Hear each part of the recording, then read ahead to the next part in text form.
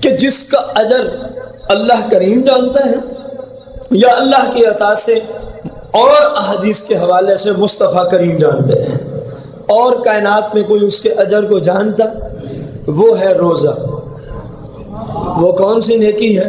وہ روزہ ہے، خواہ وہ رمضان کا ہو یا غیر رمضان کا ہو، خواہ وہ رمضان کا ہو یا بس روزہ شریعت کے مطابق ہو، اللہ کی رضا کی خاطر ہو، کسی کو دکھلانے کے لیے۔